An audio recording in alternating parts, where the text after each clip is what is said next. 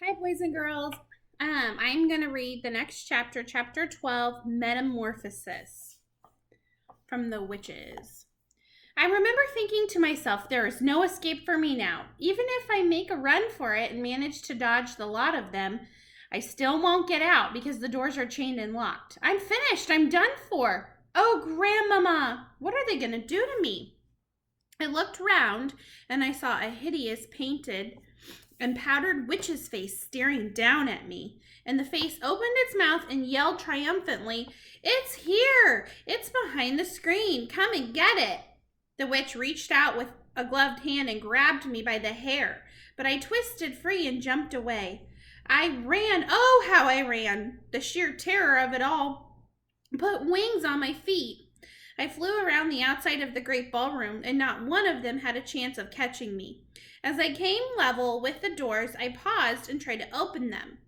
But the big chain was on them, and they didn't even rattle. The witches were not bothering to chase me. They simply stood there in small groups watching me and knowing for certain that there was no way I could escape. Several of them were holding their noses with gloved fingers, and there were cries of, "Pooh! What a stink! We can't stand this much longer."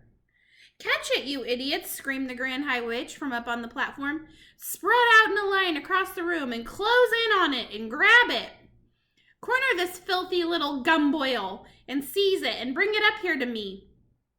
The witches spread out as they were told. They advanced toward me, some from one end, some from the other, and some came down the middle between the rows of empty chairs. They were bound to get me now. They had me cornered. From sheer and absolute terror, I began to scream, "Help!" I screamed, turning my head towards the doors, and hoped that somebody outside might hear me. "Help! Help! Help!" "Get it!" shouted the Grand High Witch. "Grab hold of it! Stop it yelling!" They rushed at me, and about 5 of them grabbed me by the arms and legs and lifted me clear off the ground.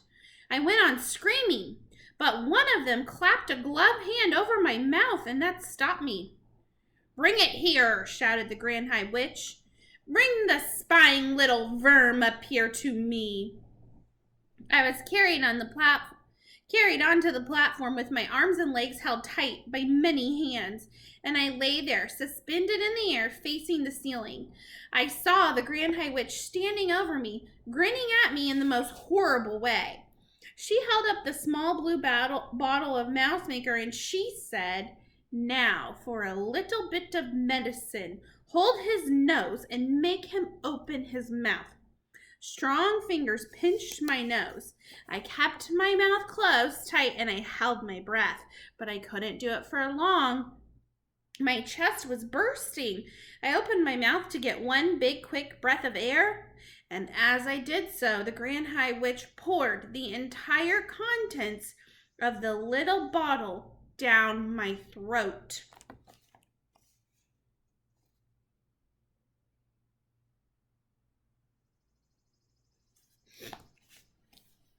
There's a lot going on in that picture.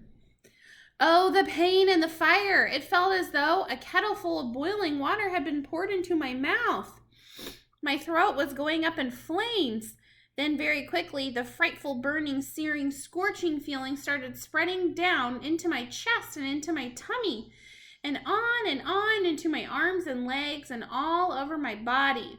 I screamed and I screamed, but once again the gloved hand was clapped over my lips. The next thing I felt was my skin beginning to tighten. How else can I describe it? It was quite literally a tightening and a shrinking of the skin all over my body, from the top of my head to the tips of my fingers to the ends of my toes.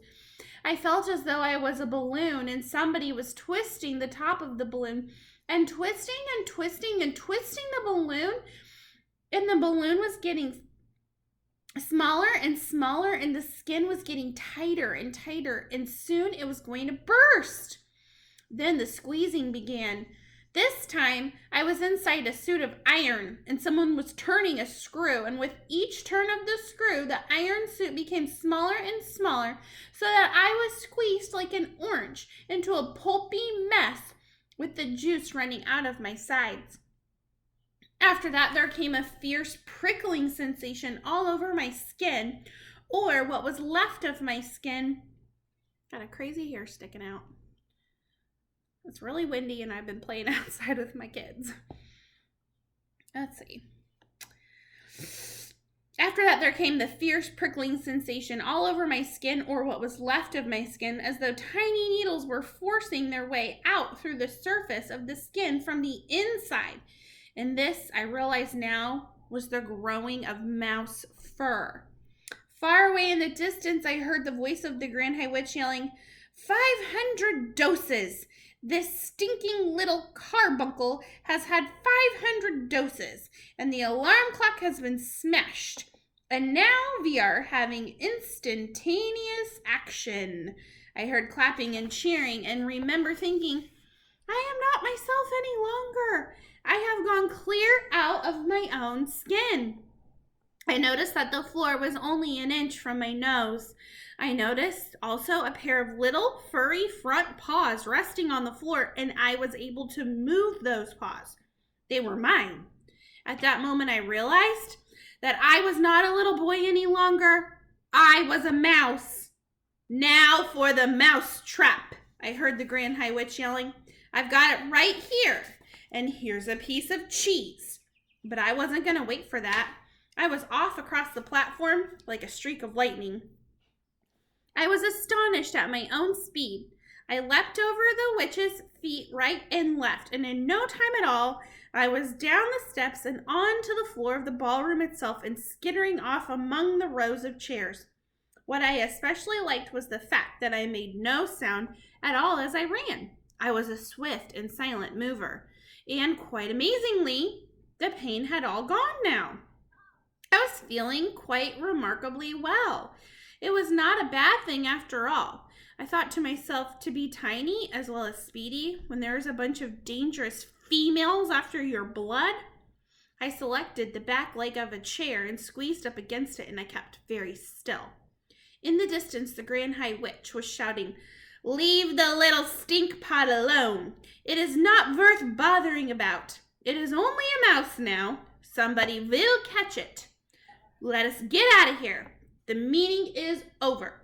Unlock the doors and shove off to the Sunshine Terrace to have tea with that idiotic manager. He's a mouse. All right, that's the end of our chapter. I'll be reading to you tomorrow for our next chapter. Hope you're enjoying the book.